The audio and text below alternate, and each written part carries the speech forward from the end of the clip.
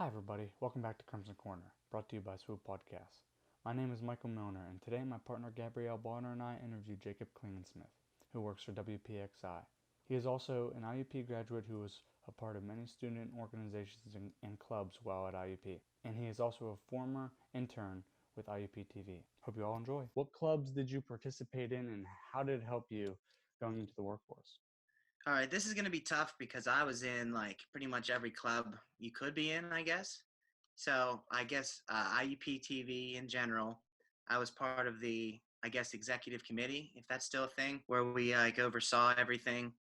I was in IRB. I did some schizophrenia. It was a show. I don't know if it's still a show. Um, I was in Student Film Association, and I guess think, oh, I did radio for a semester too. So I think that was everything aside from working for the school and doing CMPR things as well. Schizophrenia is still around, SFA is still around, a lot of Cool. that's all still around. I mean, I've only been gone for 4 years, which is really scary, actually. Yeah. I feel like I should still be like a senior in high school, actually. If you had a chance to do your college experience again, even talking about all the stuff that you did, would you do it again? I would do it all over again. I wouldn't change a thing, actually, about it because it was a really great time. I was really busy. I didn't sleep a lot, and you kind of had to be on call, even because, in college you want to kind of go out and have fun. And there'd be times where I was out having fun, and I was the program director, where I would run the automation of the channel, and sometimes I would get a phone call and say, hey, the channel's black. So I would have to drop what I was doing, drive down, and start the automation back up to get the shows back up on the air, no matter what. I'd done that at like midnight. So I guess I wouldn't really change much, but it was pretty crazy, actually. Crazy time. How has your IEP experience helped or prepared you for where you are now in your career? This is a great question because I honestly, I give IUP shout outs all the time because I'm not even going to be able to list all the things that it's done to actually help me get into my career. I mean, it's got me organized. It taught me the skills. It taught me working with people. It taught me about cameras. It taught me about actually doing interviews. I'm talking when I did the Dr. Wilson interview thing, like the mock interview where you have to go in and you show her the portfolio. When I did my interview to get into WPXI, I literally did the exact same thing. I sent an email from the parking lot so she'd be ready and get my link. I'm talking, I channeled my Dr. Wilson and I nailed that. And working with all the teachers, they really give a good understanding of audio and video. So it's a pretty solid program, and I recommend it to people all the time. And I always, people ask me where I learned my skills at, and I always give the big shout out. So, and actually, a decent amount of IEP graduates are now starting to work at WPXI. The other thing, the other thing about IEP is they give you a TV station. They're like, hey, we have all this equipment, go and use it at your own will. And a lot of schools do not do that.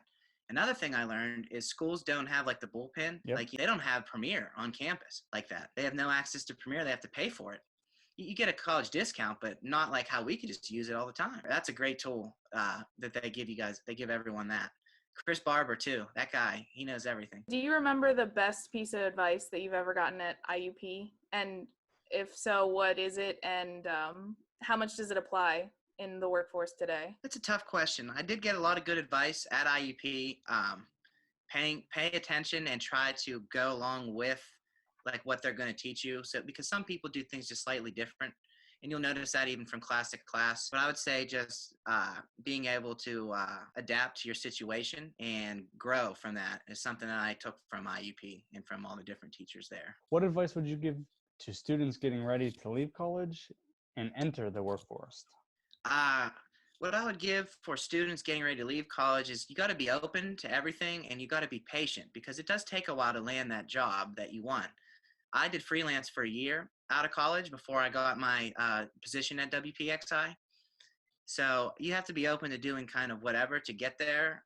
It doesn't matter. I actually worked part-time at a cell phone store, at a Verizon and then I was doing freelance and I did video work, production assistant work until I could get in at a news station because I wanted to work in the studio.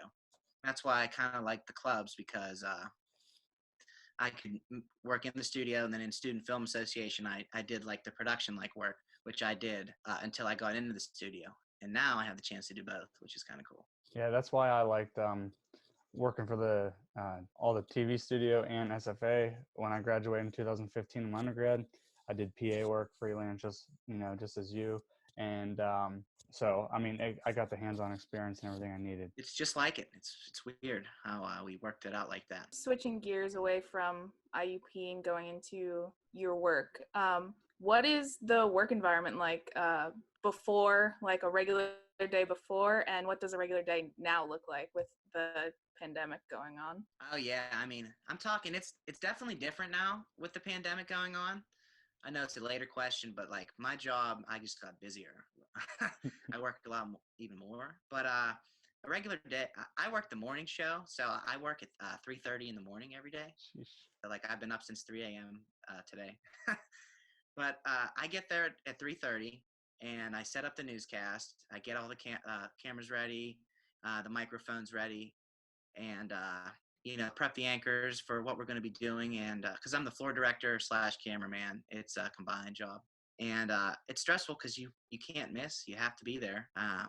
And there's only two of us in the room. There's me and my teleprompter operator in the room with the anchors, and it's just that's pretty much getting the show ready. And then now we actually run from 4:30 to 7 a.m. on television, and then we go from 7 to 7:30 on our cable channel PCNC, and then we do cut-ins during the Today Show, and we do 4 of those: 7:25, 7:55, 8:25, 8:55. Then I do a 10 a.m. talk show, and then we get ready for the noon news, which is obviously at noon. But then there's also little commercial shoots we do during the day where we do little records for like commercials that run later on in the day, like teasing the upcoming shows. And one or two when I leave every day. Everything that's shot in the studio is up to what I do.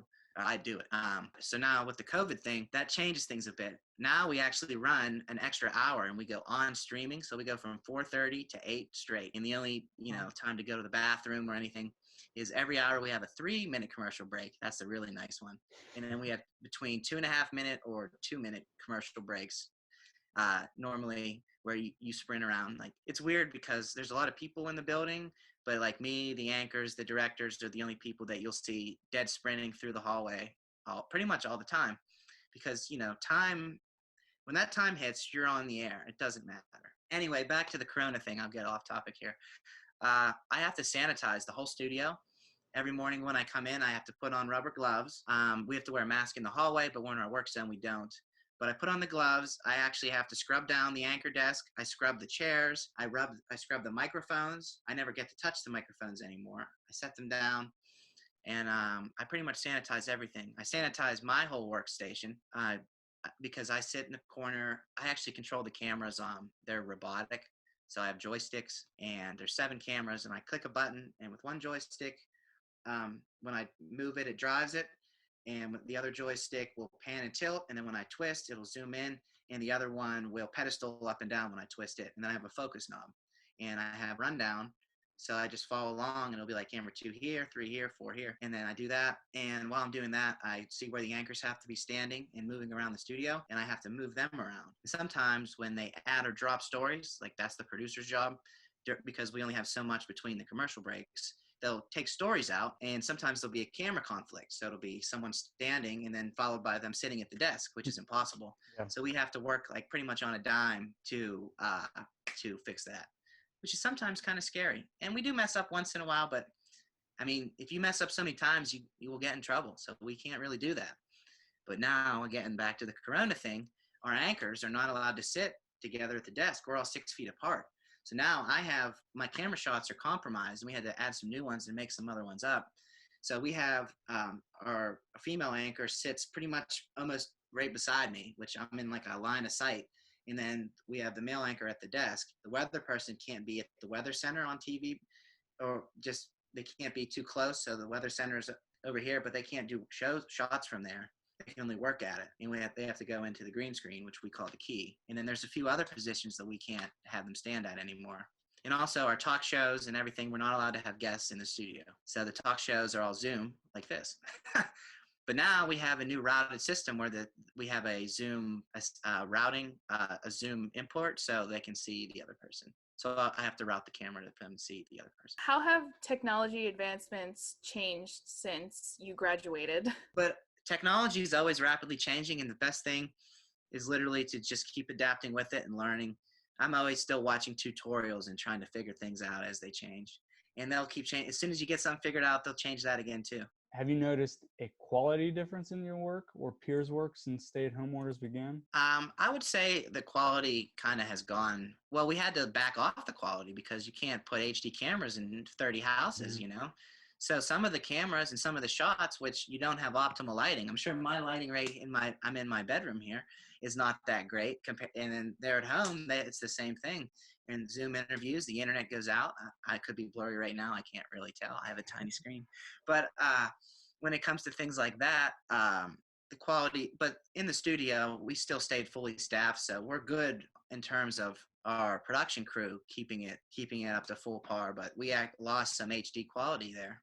Even so for weather, we did weather from home, which, we're not the guy pointing at the green screen. We got a guy sitting like me, and then they would take the map full to show the weather instead of have the guy pointing to where you need to be. So instead of actually seeing the guy, you got the map full, it's a little harder to understand. So, do you have a favorite project that you use to kind of show people your abilities? And have you ever wanted to change it or update it, like change different aspects of it? Project from IUP or just in general? Just in general. With IUP, I still have my Wix page I had to make. I don't know if those are still a thing you make or if they've moved on to something better or different. Not saying it's not good, but I didn't update that at all. I kept it I kept it pure from when I was in college, all 4 years ago, so long. But I like to go through there and I'll show the videos I did during my internship at the CMPR.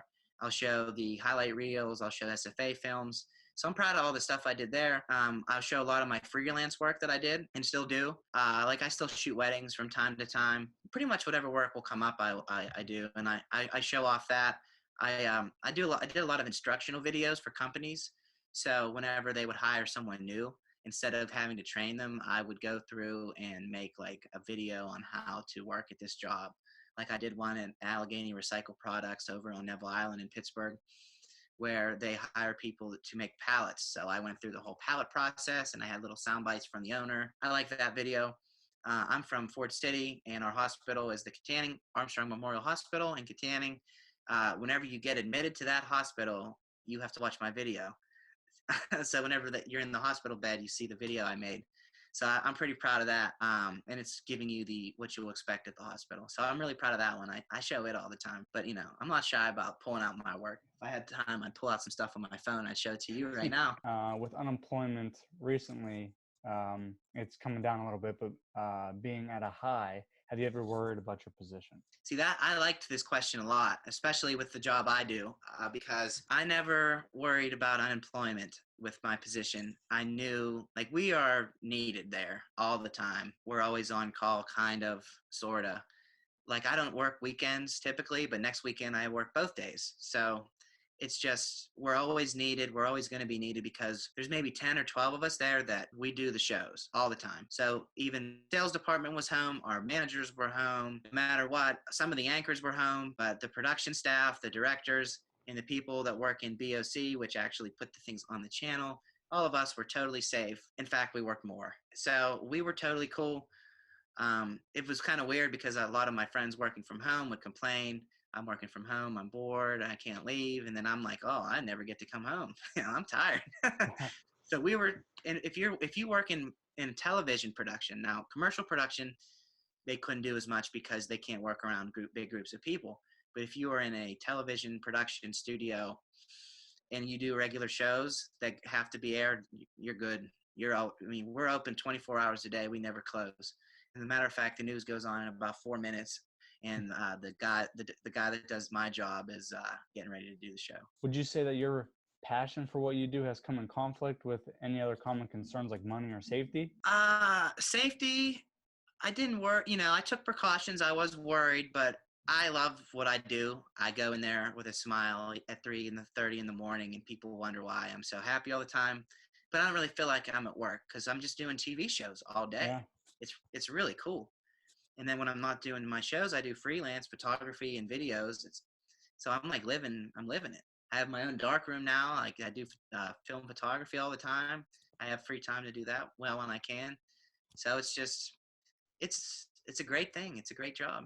Our field is, most people that really want to get into the work we do, they love the field. They have a great passion for it. Like myself and a lot of the people I went to school with, like you. And being the floor director, I have to yell all day. Yeah. I mean, I yell all day. I appreciate you taking the time with us and answering some questions. Oh, no problem. So yeah, take care. All Enjoy right, the I rest think of your day. I just X this thing out and you guys are good to go. Good luck. Yeah, thank you. You.